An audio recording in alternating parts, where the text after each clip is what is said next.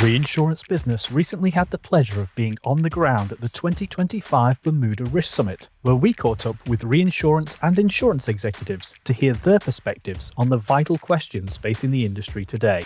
In this episode of Reinsurance Business TV, we ask, where is reinsurance's biggest talent challenge? Sure. So I think every organization across the insurance vertical is struggling with the talent conversation. I think a lot of it actually dates back to 15 years ago as the market began to enter kind of a long and extended soft market cycle that a lot of companies pulled back on the hiring and training of their talent. And so what we're experiencing now, roughly 15 years later, is the people that could have been hired back then or would have been hired and trained back then are not there the way they would have been previously. And so it's a real challenge. And if you look across the industry, so on the primary side, claims talent, underwriting talent, certainly IT and technology talent. Now that organization systems and technologies need advancement, those are all challenges. On the reinsurance side, you see it in the reinsurance broking community, underwriting community, and even reinsurance buyers. As we're seeing retirements roll through the industry, primary insurers are struggling to find proper talent to assume their reinsurance purchasing roles. I think as I think about our organization and the things that we're trying to do to get ahead of that, we continue to invest heavily in our training and development programs. So Aon's reinsurance training program dates back years to the Benfield and E.W. Blanche organizations, and I'm pleased to say that that remains in place today. And so for us, focusing on our talent, training our talent, and giving those team members the opportunity to grow and flourish in their career through mentorships is something that we continue to be really focused on. I think the greatest challenge is really something that affects actually the long-term market just from the products that they also deliver, and it's the aging population. So interestingly enough, representing the life sector where we create products that are meant to serve people when they're at that final stage in their life and they're going into retirement. And some of the gaps that have been created in coverage is because that population is growing.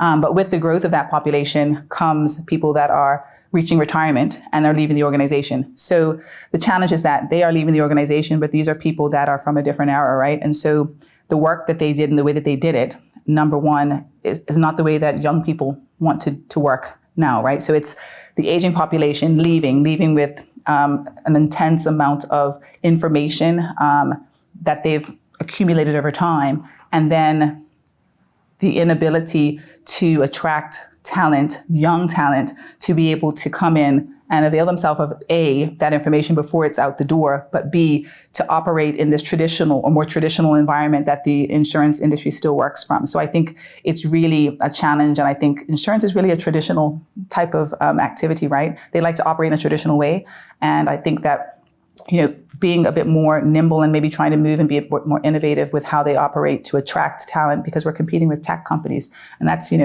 glamorous and sexy, and then trying to get people to come in and do what is considered probably a more traditional way of operating, I think is really been a challenge.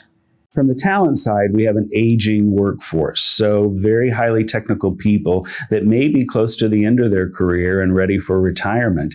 And we do have a very healthy pipeline, particularly in Bermuda, of Bermudians that have had the benefit of 30 years of ABIR training and development that are ready to step in. But it will be a gap in the industry throughout the world. So I feel like the talent challenge is just widespread. It's a big issue for everybody. The insurance industry as a whole does not do a good job of marketing itself to bring in new talent. So it's been really helpful that a lot more insurance schools are forming, offering insurance and risk management degrees. At ARAC, we actually have a Next Gen Council that we established in 2020, which was interesting because it ended up forming a lot different than we thought because of the time of the year when it happened to form.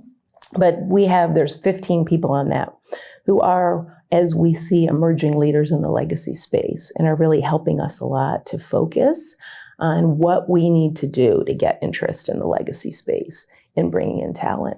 While the insurance sector is pretty bad at marketing itself, the legacy space, I feel like, is even worse, because there's still a stigma around that where people think that if they're entering a career in legacy, is somebody new to the industry, that it's a company that's going away very quickly, sort of dead and dying on the vine. And why would they want to start a new career at some place that's going away? And that's so far from the case. ARAC is 20 this year, so we're celebrating that specific anniversary, and it really just shows the longevity, I think, of the sector. And for new people coming into the legacy sector, they really have the opportunity to do a lot of different things. They're really exposed to a lot of senior leaders, and it involves so many different facets that I really feel like as somebody newer to the sector, it's a really great place to get involved. I think the challenge in talent is we need to keep developing each generation of talent, and every, if you will, generation is different and has different interests and is looking for different career has different career goals, and you can't apply stereotypes. So I'm fortunate to have a son who's working full time on Wall Street, and he has a work ethic that is incredible.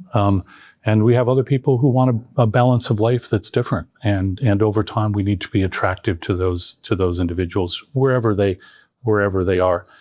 The second is globally, we search for talent. We have people that are in Europe, in the UK. We've brought somebody in from Asia, somebody who's currently splitting time, living part-time in Africa. We're looking for global talent. Even for a small company, you need to be open to that. Long before COVID, but even through COVID, being able to be open to both in office workers, if you will, and participation, and virtual talent is important. And then lastly, I would say, how do you provide people with development and promotional opportunities? In our case, in a smaller company, and continue to give them a career path that's attractive. So all of those things are very different than when I first started out and working for a large insurance group in the U.S. And a lot of the recruiting was just from the colleges, that happened to be within its some geographic proximity from the company. Now we really have no restrictions. Where do we find the best talent? How do we attract and motivate them? How do we retain and develop them over time? And how can we build the best multicultural teams out of those individuals, where people have fun working together, build a great culture, but also execute extremely well? I know one of the sort of hot topics and challenges is around talent. And I would say that that's not necessarily a Bermuda-specific issue, but a global issue. There is a lot of competition and a lot of recognition that goes into making sure that companies have the best talent, retaining them, attracting them, developing them.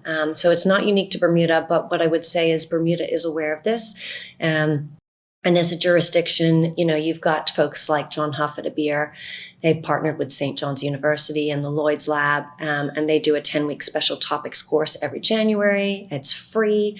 You can sign up and you can learn everything you need to learn about the basics of insurance, reinsurance, across the whole sort of industry.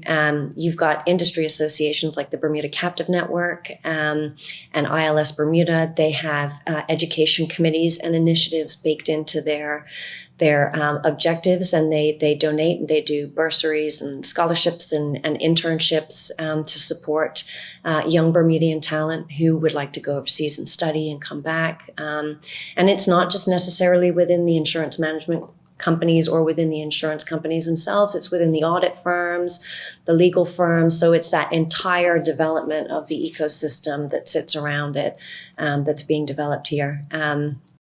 Yeah, I think that's some good talent initiatives that we have going on in Bermuda at the moment. The biggest talent challenge, I guess, in London and here in Bermuda is getting people to come into insurance, especially young people. It's access to talent. It really is a big challenge. So then you have attracting talent, retaining talent, and developing talent. And it's the leadership around the talent as well.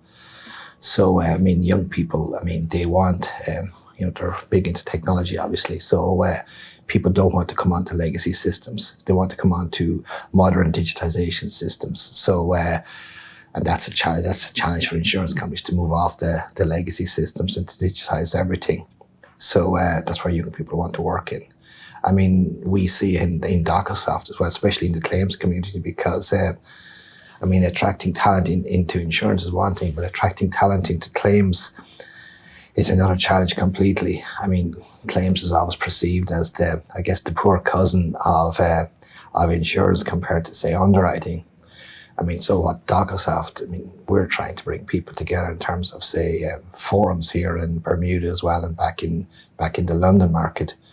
But we had an event last night where so a young person from one of the carriers said she was in insurance or in underwriting before, but she didn't want to drink, go out 7 nights a week. So she decided to move across to the claims sector as well. But I think the claims community, they need to figure out ways of getting people into claims. But it was interesting to see, as I mentioned, Mr. Lara from California was saying, you know, claims is the front face of insurance, is the shop window. So just attracting talent into that area and understanding that. And it's the same in the London market with the Lloyd's principles. I mean, Principle 4 is all about claims and putting more emphasis on the claims world as well. But I mean, it's just across the board, getting talent is a big challenge.